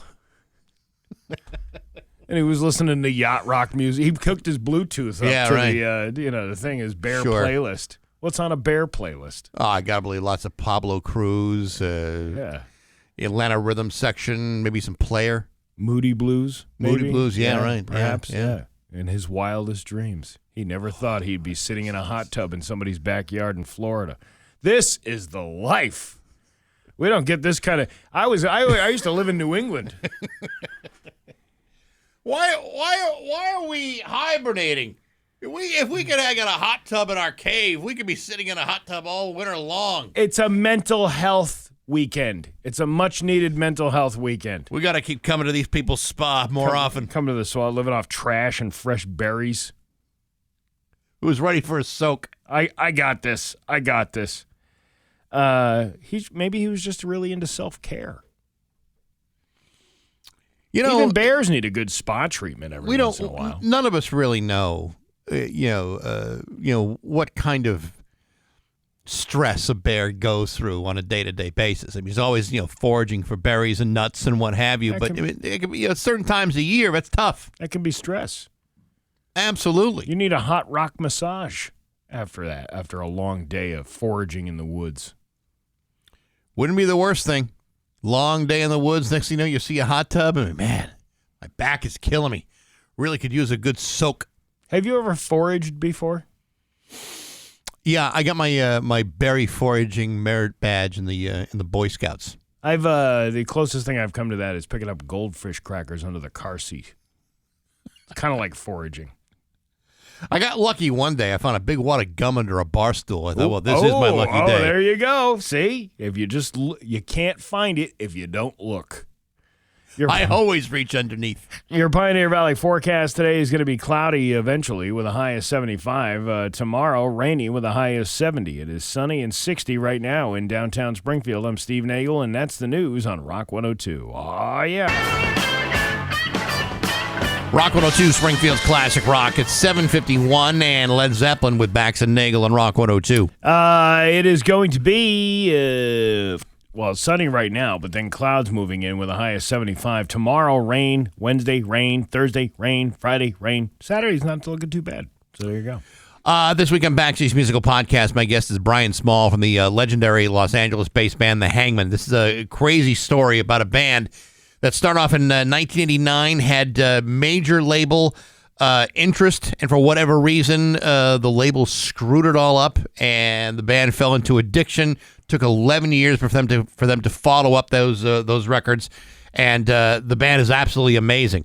And if you haven't heard them, do yourself a favor, find the Hangmen, not the British one. These are the L.A. Hangmen, and I've actually posted a Spotify playlist on on the Baxy's Fun Bag and Podcast Facebook page, so you can follow along. Anyway, it's a great interview. It's available now on Apple Podcasts, SoundCloud, Spotify, the Rock 102 YouTube channel, rock102.com, and on the app brought to you by Metro Chrysler, Dodge, Jeep, and Ram at Chicopee, and Rock 102 Springfield's Classic Rock. You know how I feel about the ketchup on the hot dog thing? Yes. Like, if you're over the age of 12, you shouldn't be doing that. There's a lot of things you shouldn't be doing as an adult. Do you put ketchup on eggs? No, I don't. Well, Heinz is trying to normalize that now with a new ad campaign that claims ketchup on eggs or even bacon is perfectly acceptable. Bacon I can see only acceptable on a bacon burger. You know, I try to limit my ketchup intake to just like fries. I mean, I know people put ketchup on steak, which to me is like I won't even put steak sauce on a steak. It's like that takes away from the deliciousness of the steak. What, like A1? Yeah, no, even that I don't want on my steak. You don't like marinated steak? Like I don't mind marinated steak, but sometimes all I really want on the steak is salt and maybe pepper. Yeah, you know and what? that's all I need. I for Father's Day dinner, I bought steaks. Yeah, hanger steaks. I marinated those in like I don't know what you would call it. A marinade? Laurie's. No, it's like, you ever see that Laurie's steak marinade? Sure. It's really good. Yeah. It's actually really good. See, sometimes you have to marinate a piece of meat. Depends on the cut of steak, the cut of meat you're talking about. But if I'm getting like a ribeye or a strip, I'm not salt and pepper. That's it. Less is more. All you need. Well, anyway, Heinz partnered with 100 Waffle Houses around the country and changed the labels on their bottles to say breakfast ketchup. It's the same product, just the label is different. That's the idea of that. I don't know. Around 50 diners across the U.S. will also have limited edition bottles shaped like maple syrup bottles. Heinz claims 1 in 4 people use ketchup at breakfast. Quote, ketchup at breakfast should be the norm, not the exception. We're just trying to increase our ketchup sales. Yeah, honestly, that's... Ketchup, I don't know. Ketchup on eggs. I've had it. I don't like it. It's like I don't need it. It's unnecessary. You know, my kid made hollandaise sauce yesterday. Really? I didn't realize how easy that was, too. Well, you can mess that up too. You can break the sauce. She did a pretty good job doing that. The eggs and the lemon and eggs all and the lemon and the butter. Yeah, Yeah. It came out, and the cayenne pepper. There was cayenne pepper in there too. You know, what she put it on? I had fresh aspergrass from Hidelli, Massachusetts. You don't say. Yeah. How about that? Well, I stopped at Wankianzik Nurseries over the weekend. Wanzik. Okay. Wanzik, whatever. All right. I stopped at the nursery up there. I was up that way over the weekend, and I stopped at the farm stand up there. They got some really good fresh vegetables up at that farm stand. Sure, we do. Strawberries. I got cherries, and I got a big giant bunch of aspergrass. Asparagus, Steve. No, I believe it's asparagus. There's a video I saw on TikTok that the guy pronounces it aspergrass. Yeah, that was your video, and you pronounced it wrong. From Hidelli, Massachusetts. Hadley. Yeah.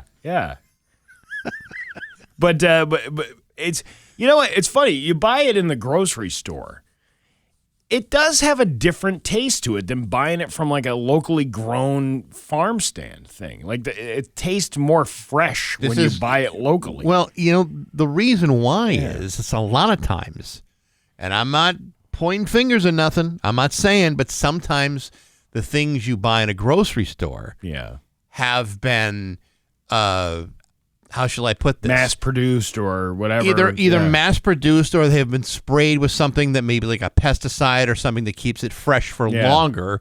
Because you know, asparagus, like any other vegetable, will rot the moment it's picked. That's why some vegetables are harder to find because they don't carry well. You can't store them without something to slow down its ripening. I had some fresh Hidelli aspergrass over the weekend. Hadley asparagus, and I bet it was delicious. It was really good. That Wanzik nursery is pretty impressive. There's 2 like locations to it. There's one with the nursery where you can buy all the plants and stuff. Yeah. Which I thought that's where they sold the because I was looking for asparagus. Asparagus. But the nursery part is pretty impressive. They got all kinds of like, exotic plants in Oh, there yeah. and all that stuff. I've been up there. Yeah, Yeah, it's it's very pretty cool. neat. And then the farm stand down the road, that was pretty cool too. They sell like other things there too, like meats and stuff like that. Oh, yeah. I'd like to go back there and check that out again. I like the farm stuff, man. Yeah. I mean, that's usually really great stuff. Did you watch the video about me talking about aspergrass? I did. And how the first deli in Massachusetts was there, but they didn't have any lunch meat. The boar was still on the boar. Sure, back then. right. So they had aspergrass sandwiches. Yeah. And the name of the deli was Aspergrass to Mouth. Yeah, right. If you don't know your Massachusetts history, That's right. Are you really from Massachusetts? That's exactly what I'm talking about. And it's making people angry, and I love it. It's 7:58 at Rock 102. Rock. And now, Bax's View from the Couch, brought to you by Rocky's Ace Hardware, your grilling destination. Weber, Big Green Egg, Uni Pizza Ovens, and Traeger wood-fired grills. Hey, good morning, sports fans. How the heck are you? Folks, let's face it, there is nothing more poisonous into an organization than a disgruntled employee. These are toxic, soul-sucking, space-taking, and often attention-grabbing people whose primary objective is to find and influence potential like-minded followers to share and thrive in their orbit of misery. Can't say I've ever worked with any of those people before personally, but I do know that from an organizational standpoint, it is sometimes necessary to cut the umbilical cord and start anew. Yesterday, the Red Sox, for example, completed a blockbuster trade that sent disgruntled slugger Rafael Devers to what remains of his 10-year, $313 million contract with the San Francisco Giants. In exchange, the Red Sox will get left-handed pitcher Kyle Harrison, right-hander Jordan Hicks, and 2 minor league prospects. Who are these new fellas and how will they fit into the Red Sox organization? I don't know. I can tell you what, the San Francisco Giants they're getting a guy who didn't want to be in Boston and asked to be traded during spring training. Why? Because despite making $31 million a season, he wasn't happy enough. And because he was forced to switch positions from time to time as needed, he felt somehow that he was being disrespected by the organization. Folks, if you were to hand me a paycheck of $596,000 a week, I will let you disrespect me all day long. You could call me names, you could talk about me behind my back. I'd even let you insult me right to my face, because if I were making $14,003 an hour like Rafael Devers, I think you'd be surprised by how much I'd be willing to put up with. And yet, Rafael Devers decided to make everybody miserable instead. Well, we got enough problems already there, fella. Now you can bring your problems somewhere else, because apart from the last 5 games, which the Red Sox have won, your biggest contribution all season long is to lead the league and acting like a whining little crybaby who's not getting what he wants. Well, now you got what you want. Hope you're happy with yourself, because I give the Giants about 3 weeks to figure out that you're not going to enjoy yourself there either. But hey, enough of my yapping. Sports brought to you by Rocky's Ace Hardware. Steel, the orange and white outdoor powerhouse workhorse. Famous for their chainsaws. They also make pruners, blowers, string trimmers. Mark at the South Hadley Rocky sells and services them all. He's a steel-trained technician, and you'll find one at every Rocky's Ace Hardware. I'm Bax. That's my view from the couch. Rock 102. Rock 102, Springfield's classic rock. It's 8:12 and Rush with Bax and Nagle on Rock 102. Sunny to start, then clouds this afternoon with a high of 75. Tomorrow, rain and rain the rest of the week. It's 60 right now in downtown Springfield. By the way, a little bit later on this hour, we'll be talking to Rick Johnson from the WIC 338. The 2025 Pro Motocross Nationals are coming to Southwick later on this month. We'll give you all the details about it. He's already here. He's doing donuts out in the parking lot. With the bike. Oh, He's doing the okay, bike. I Yeah, he's not eating donuts. He's not bringing us donuts. No, that's no, too God, bad. No. Hey, if you're a single lady in the market for a middle-aged man who's open about his feelings, I got one for you. You do? Mm-hmm. Organizers of this weekend's No Kings protest said millions of people hit the streets in dozens of cities, but some audio from high above Los Angeles also went viral. Stu Mundell is a helicopter reporter for Fox 11 in L.A., and he was flying around covering the protests on Saturday when he launched into a long rant about his failed marriage. He was on a YouTube live stream when he started talking about a, quote, bunch of debacles in his personal life, how he's legally separated and trying to, quote, find himself, and how he gets lonely, but he has cats. Well, Right? that should do. A bunch of sites said it was a hot mic thing, and he was talking to someone in his ear, but it was actually responding to questions in the YouTube comments. So he knew he was live. People started asking if he was drunk. So he said, I do love the bourbon. I love the whiskey. I love the bourbon. I love the gin.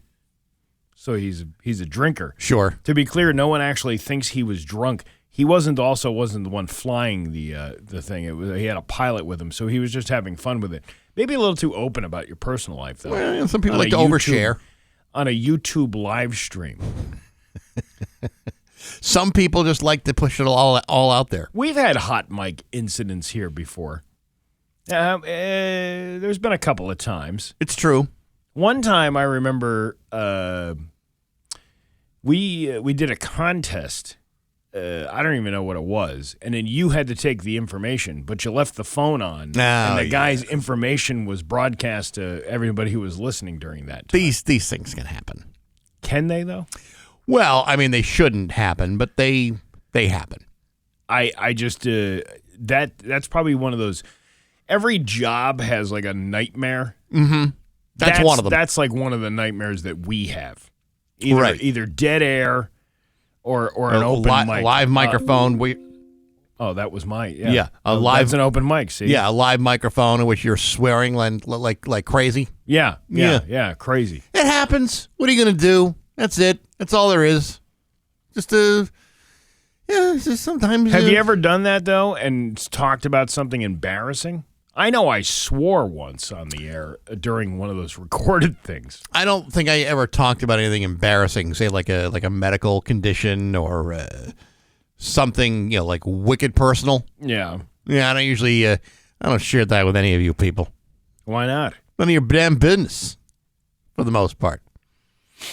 Well, it kind of is my business. I mean, that's what makes this show. Yeah, but I'd rather, if I'm going to divulge personal information to you, I'll probably do it with the microphones off. Oh, is that how it...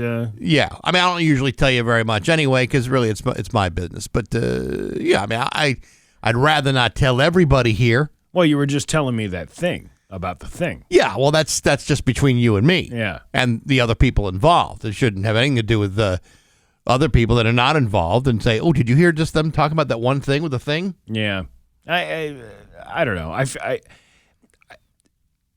I think this guy, he obviously he knew he was live. Yeah. But maybe because it's the internet, he doesn't feel like it's live in the sense of he's on TV versus the internet. Well, I think, a middle-aged guy like that probably is still thinking of when he sees the on-air light or sees a producer in his ear telling him, hey, we're throwing it back to you or whatever. I'm always amazed by people, not just on video, but just in social media alone, about how some people really overshare way too much information about their lives. Mm-hmm.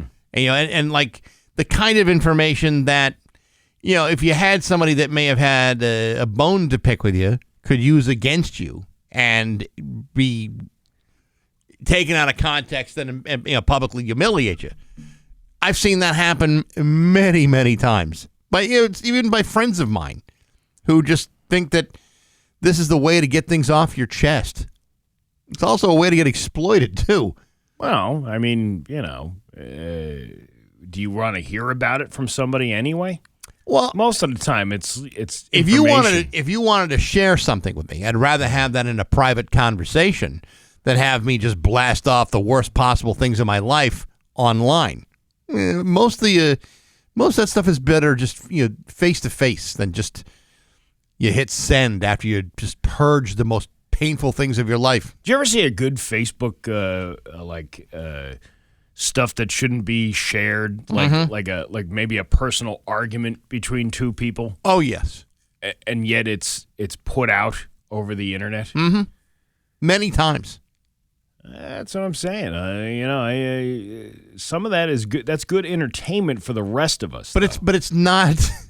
like a married couple fighting with each other. I've seen that happen before. I've seen the argument, and they're arguing back and forth, and then other people are chiming in.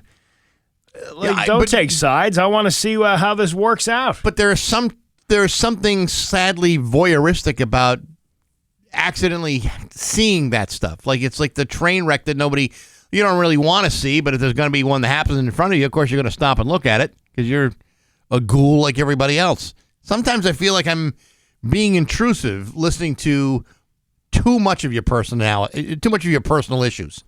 Well, yeah, but I'm interested in hearing how a fight works out. Sure. If somebody's arguing online. Yeah. I want to see how it ends. And I'm just saying that I've got a limit to how much I really want to hear. See, you're no fun. No, I'm fun, but I'm just but I've got barriers. I got some boundaries that I sometimes hold. You ever like even out in public, you see two people arguing with each other, like a husband and wife. Oh yeah, and you just kind of you listen. Oh yeah, oh yeah, I've been there before. I've also been in situations where you will hear a conversation that's on a phone that really you should really kind of take yourself into outside or into the next room. Yeah. Like years ago, we were in like a doctor's office, and it was like I don't even remember what it was for, but there was a guy on a phone talking to somebody on the other line about how they're in the waiting room, so the doctor can see what's happened to his son's testicles. And I thought, okay, I hope the kid's gonna be okay. I truly, truly do. I hope his testicles are gonna be fine. But me and the rest of the people in the waiting room are not so concerned about what's going on with your son's testicles. You don't want to know? You don't want to know what's going on? I didn't need to know specifics. All I know is there are other people in the waiting room, and we're all looking at each other like going, are we all here listening to this? Did that just happen? Is this happening to us? What? It's like Twilight Zone. Remember the old Bernie's rail car? Bernie's Dining Depot. Depot. Yeah, I went in there with my my late wife for a Valentine's dinner. We were it was us and a threesome couple, not like in that sense, but three people eating. It was a father and his son, and he was introducing the new girlfriend to the dad, and he went. This guy was going off about.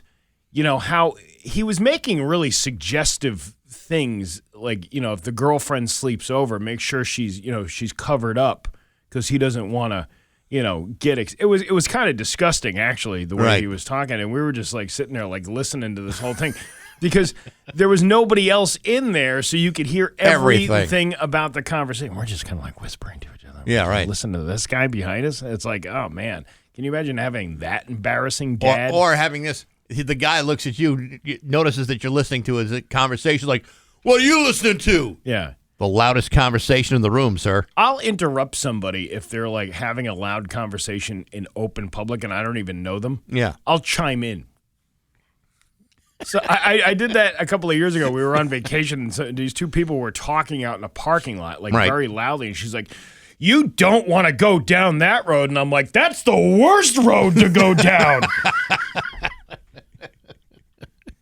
You got to insert yourself. Did they tone it down after that? They laughed because they realized they were being so loud. Yeah, but people are very. Sometimes it's okay to insert yourself into a conversation. Yeah, there's no self-awareness sometimes. Where you're at. That's right. It's 8:23 with Bax and Nagle on Rock 102. 8:30 with Bax and Nagle on Rock 102. It's time for news brought to you by Freedom Credit Union. Freedom is yours. Here's local radio icon Steve Nagle. Thanks, Bags. Holyoke officers rescued a man trapped in a burning vehicle following a crash on I-391 early Saturday morning. Holyoke Police Chief Brian Keenan shared on social media that at approximately 2:15 a.m. on Saturday, officers were called to an unrelated motor vehicle crash on Jackson Street and Commercial Street and heard a loud crash near the I-391 North exit ramp. When officers arrived at the location where they heard the sound, they found a vehicle that had crashed into a tree. The officers noticed that the driver was injured, trapped, and possibly unconscious. Police said the officers, along with a nearby Holyoke citizen, were able to pry the door open of the vehicle. The driver, a 29-year-old man, was observed to be conscious and slowly moving. Holyoke officers removed him from the car and carried him to a safe area. Smoke and fire were coming from the hood of the car, and officers put it out with a fire extinguisher. Holyoke Fire Department crews, the EMT, and members of the Massachusetts State Police came to the area to provide assistance. The cause of the crash is currently being investigated by the Mass State Police. 22 News supposedly will have updates for you with that whole thing. Okay. Yeah. I will wait for them. You will? Nah, because they're probably not going to come up with anything until Wednesday or so. On Sunday, many fathers and their children celebrated on the golf course. I couldn't think of a worse place to be than on a golf course. Well, you're not really a golfer. That's what I'm saying. Western Mass families spent the day together on the links of the Chicopee Country Club. Mike O'Neill, the director of golf at Chicopee Country Club, said there are many father-son groups on the course, a connection he knows well. See, my dad would just get hammered. Yeah. My dad would be like that Drinky the Drunk guy who was carrying around the bottle of vodka and crashed into us at the golf tournament years ago. In the 4 golf car pileup that we had? Yeah. Yeah, that was fun. The course was packed with fathers and sons celebrating the special holiday. It doesn't matter what the score is, said Andy Heavey. As long as you're with them, it's all good. Heavey was on the course golfing with his 3 sons. Oh, my 3 sons. Ernie, Chip, and what was the other one? Dale, wasn't it? Yes, Chip and Dale and Ernie. Right. Something he said they were able to do throughout the year, however, that Father's Day is extra special. Sons were spending time with their dad, showing their appreciation and taking the day to celebrate with him. Listen, I think if you're a golfer and you got kids, it's nice to golf with the kids. My kids don't golf, and I haven't golfed in years, so that would not necessarily, getting me like a free round of golf. Yeah, wouldn't do very much for me. I got some nice gifts from my kids. Mm-hmm. I got a Coors Light speaker bottle. Nice. Hey, listen, whatever's on sale at TJ Maxx. That's what I'm getting. And what else did I get? I got a T-shirt. Just a plain T-shirt, right? And a recordable. It was actually for the dog. Like you push the button, you can record your own dog. phrase, and then you push the button. We tried training the dog with it. He didn't have any interest in doing that. He just wanted the cookie. He didn't want. Yeah, that dog's got his own agenda. Yeah, he's not. Yeah, we were trying for like over an hour yesterday to try to get him to train him to take. Right. You can't get the cookie unless you push the button. And he wasn't going to do that. He wasn't going to do that. And then we got a glass that said, Dad's day off, go ask your mother. Those kids are dark. They got a good sense of humor, those kids. Sure they do. really do. What else is going on in the area here? Several beaches are closed in Massachusetts due to health issues, excess levels of bacteria. One of the closures was the main beach at Walden State Pond Reservation in Concord, which will remain closed for the entirety of the summer as a new state-of-the-art $6.1 million bathhouse is constructed. A Red Cross beach at Walden Pond will remain open with no lifeguards. And they got all these beach closures. Yeah. A lot of all along the coast. Mostly for bacterial reasons. That's gross. Yes, it is. But on the other hand, there will be some people that will ignore it altogether and jump into a big giant pool of bacteria and love it. I was invited out on a boat on the Connecticut River. Yes. I have zero interest in doing that because of the fact of the high level, especially with all the rain we've been having. Well, do you remember, I don't know if it was last summer. It was 2 summers ago. 2 summers ago. Yeah. We had a staff outing, and we thought, man, wouldn't it just be great to take out the Lady B? Yeah. just one day after a major rainstorm. Now, Well, we spent all our money at Mohegan Sun, so we had to pick up the next cheapest thing, right, which would be a boat ride on the Connecticut River. now. There's absolutely nothing wrong with the Lady B. No. but you want to go on a day where it hasn't rained for a while. Yeah. For the same reason they canceled the swim competition for the Ironman competition for 2 weeks ago.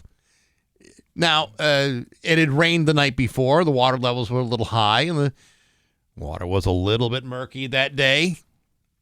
That's where you can go celebrate National Fudge Day.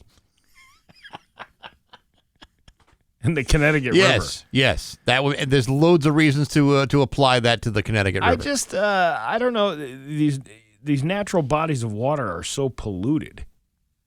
And it's not just from trash from people or things like that. It's the wastewater treatment plants. Yes. That release millions of gallons into this, picturesque river. This is kind of how the system is designed to operate. Yeah. It's pretty gross. It's horrifying. Actually. I don't know why anybody would want to do that. I'm not so sure. Let's see. We could save a lot of money if delinquents could just lock themselves up, A 19-year-old man in New York named Cody Malone was arrested Saturday morning after he broke into a former correctional facility. He crawled through a hole in the perimeter fence, entered the premises, and somehow trapped himself in one of the cells. He was freaked enough that he called the police for help. The police showed up, freed him from the cell, and then arrested him for criminal trespassing. You broke into a jail. Yeah. And now you're being arrested and taken to another jail. Does he have to break into that one, or can he break out of it? I think he can break out of that one. Mm-hmm. He allegedly told police he was just there to take some selfies for social media. I'm going to keep your eye on that kid. This happened after midnight, so he definitely knew he wasn't supposed to be there. Well, are you supposed to be there any time of the day? I don't know. The whole idea of what you would do for social media. Like, you want to hear a secret? Sure. The other day, I did that video about Amherst, Massachusetts. I believe it's pronounced Amherst. Whatever. I just took a picture of the sign. And then the next day, I said I was in the woods of Amherst, but I was really in my backyard. This is where but that's people the magic don't get of video editing. But this is what people don't get. Right. And they jump the gun, and they immediately have a knee-jerk reaction to something. Mm-hmm. And then, all these people are, is that Puffer's Pond? No, it's Puffer's Pond. It's a whole different place. Which is a weird name for a pond, don't you think? Yeah, I don't know what kind of puffing was going on there. Well, that's been the site of several people exposing themselves to the public. Yes, but perhaps the name is the thing that is, yeah, driving them to it. What kind of puffing had been going on? That's exactly what I want to know. Now, you're familiar with those rest stops up on I-91. Only by reputation, Steve. Not like I go. You're just going there to go to the bathroom. Sometimes you got to pull off the road. Yeah, I don't know, but about that. I got nothing else, man. It's Monday. I'm tired. Yeah. Oh, listen. I don't know. I'm just dragging ass today. Yeah, I did a lot of driving this week. Hamden to New Hampshire to Attleboro to see my dad, Attleboro back home, and I didn't sleep. I didn't sleep at all. Did your dad see you? Yes, he could make out where I was at. That was a blind joke. I know what you were doing. I know, and that's dad's insensitive. Kind of blind. Does he think it's funny? Oh yeah, sure. Oh, there you go. See, as long as he thinks it's okay. Well, I mean, I don't know if he would take it from you as well as he would take it from me. Well, he listens to the show, doesn't he? He does. Oh yeah, religiously. Yeah, every day. And he has the whole Pinewood Derby. Like he loves when you talk about him helping. He loves that with the Pinewood Derby. He's crazy about that whole Pinewood Derby thing. Yeah. So you don't even need to go visit him for Father's Day. You'd be like, Dad, I already honored you on the radio like many times. What do I need to come all the way out there for? Well, I'm not the only two-time Pinewood Derby champion. He He's the one that has the trophies. You could just make him feel bad and go, Dad, if you really loved me enough, you'd move out this way. No. Yeah. What's wrong? No. It's not going to happen. Are you sure? All his doctors are out there. Yeah. His friends are out there. No, he's not moving out here. I think he should move in with you. I think you should mind your own business and tell me what the weather's going to be today. Well, I was just saying, is this oversharing here? It's not oversharing. It's just that's not a discussion that we're having. Well, I mean, how much do you really love your parents? Don't you? Quite a lot. Love your parents enough that you would take them in and start taking care of them? Right now everyone is well taken care of, and that offer doesn't need to be made at this point. Well, I'm just saying, if you were a good son, you would offer the fact that your parents would live with you. I hear a lot of ifs, but then I also hear a lot of gobbledygook after that. So I don't even know what you're talking about. I don't know what you're saying over there. I understand the buy one, but the get one free is a bunch of gobbledygook. Your Pioneer Valley forecast today is going to be cloudy eventually with a high of 75. Tomorrow, rain with a high of 70. It's 63 right now in downtown Springfield. I'm Steve Nagle, and that's the news on Rock 102. Oh, yeah. The big focus in America today is Rock 102 Springfield's Classic Rock. It's 8:51 and Aerosmith with Bax and Nagle on Rock 102. Sunny to start, then cloudy later on this afternoon with a high of 75. Tomorrow, rain with a high of 70. It is 63 right now in downtown Springfield. A few years ago when we didn't really know much about this, we thought, well, that sounds like a little nice event. But then we didn't realize this is not just a nice little event. This is a major event coming to the WIC 338. The 2025 Pro Motocross Nationals is coming to Southwick on Saturday, the 28th. And in the studio to talk about it, Rick Johnson. Great to see you again. Hey, good to see you guys. Thanks for having me in. Oh, thanks for coming in. And you're gearing up for the big show. Yeah, we are. We've got actually there's a weekend off from the Nationals. They raced in Pennsylvania on Saturday, so we're going to have a lot of the factory guys coming in a little bit early. So we've got to step up our game and get ready for them. Now, these dirt bike riders that you see like in the city of Springfield, you're riding up and down like Page Boulevard. Are these guys in training for this they'll kind of all thing? be there. We've canceled all of the pros, and we've just opened it up to those dudes. I've seen a couple. The problem is it'll be the first time they ever wear a helmet. Hey, listen, Right. I saw a kid on a bicycle doing a wheelie right between cars on Main Street last week. I'm sure you could use his expert technique. Yeah, we'll listen, send them down. We'll absolutely put them out there. We talked to you a few years ago when you were doing this, and you kind of schooled us a little bit about the enormity of this event. I mean, when they talk about this being a motocross national, the amount of people that you get during this thing I couldn't believe the kind of crowds you're getting. We basically double the population of Southwick in one day. I mean, that's a lot of people. That's a lot of people. That's a lot of people, yeah. And we get them from everywhere. We bring them in regularly from about a 300-mile radius, but globally as well.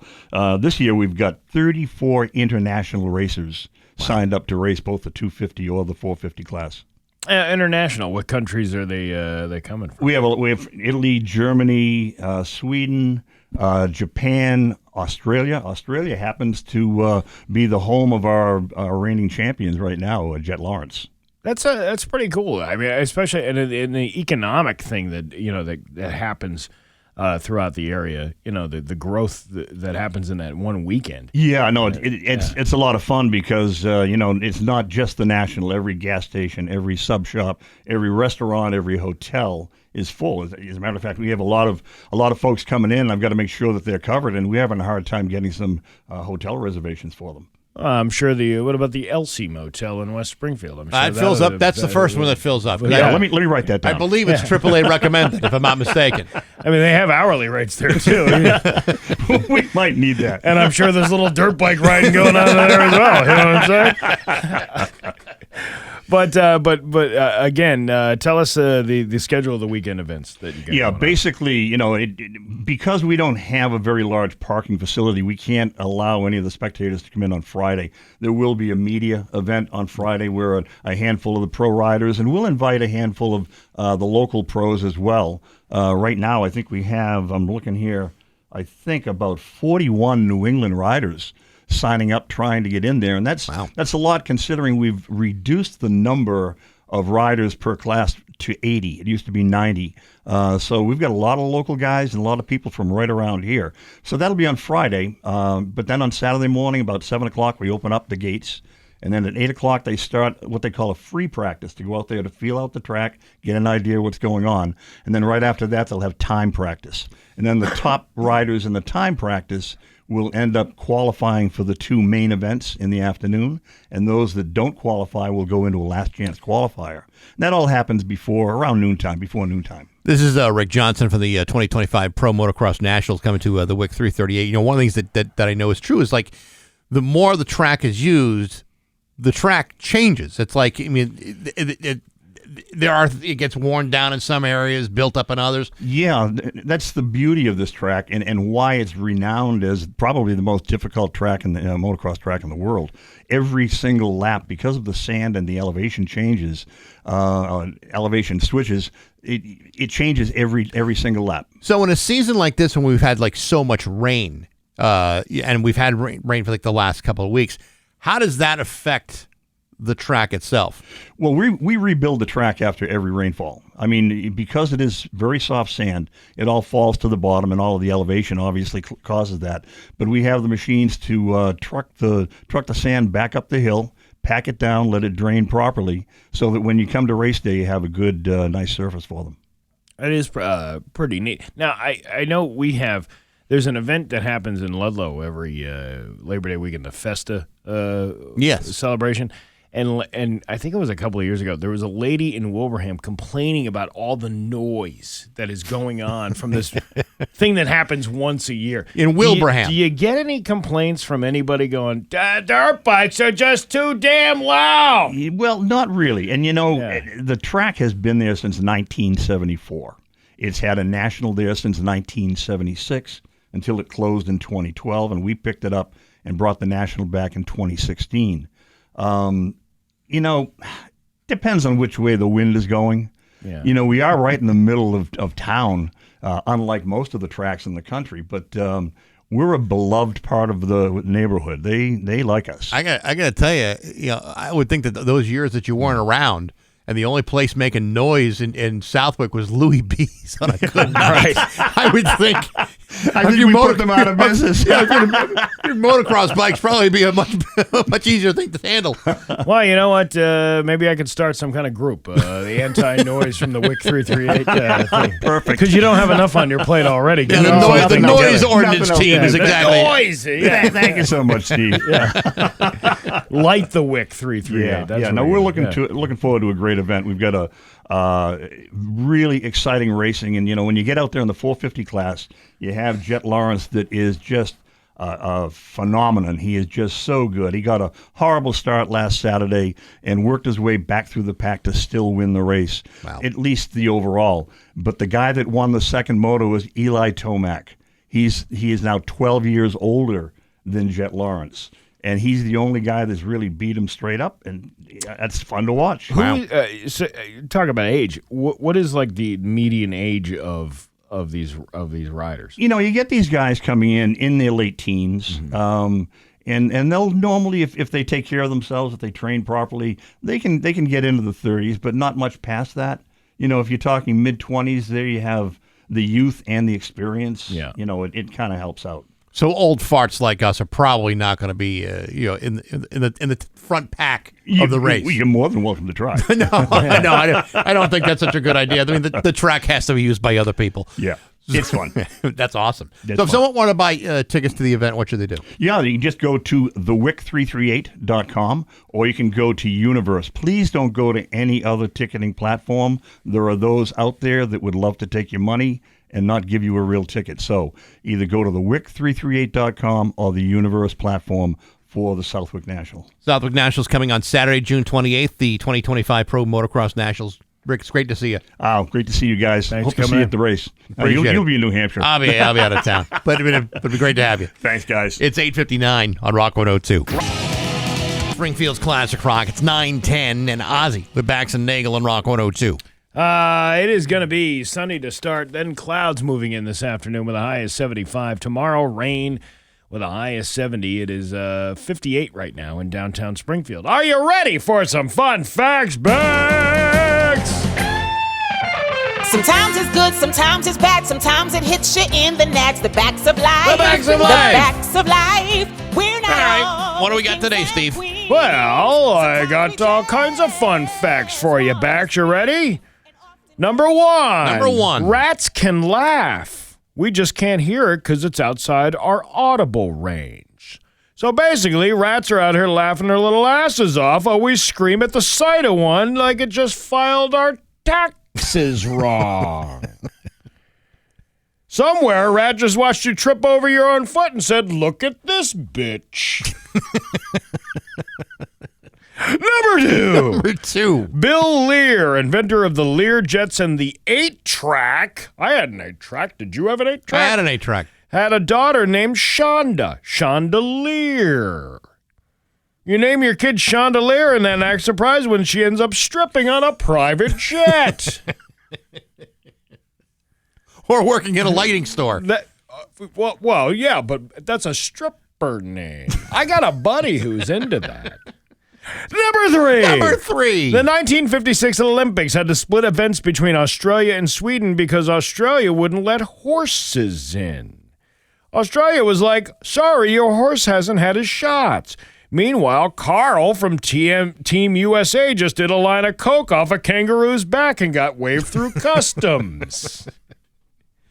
Did you ever do coke off a kangaroo's Not a kangaroo, back? but no, I can't say I ever have. Number four. 4. Antarctica was a rainforest 90 million years ago. So at one point it was moist, steamy, and full of life. Now it's just cold, barren, and hard to get to, basically after my ex-wife won the custody battle. Number five. Humans share 99.9% of the same DNA, which means every time you hook up with someone, you're just technically rearranging your own genetic furniture. No wonder it feels familiar when you yell your own name during sexual relations. I got a buddy who's into that, too. You do. And there you go. That's your fun facts for Monday. Sometimes it's good, sometimes it's bad, sometimes it hits you in the nads. The backs of life. The backs of life. The backs of life. It's We're Bax and not Nagle on Rock 102.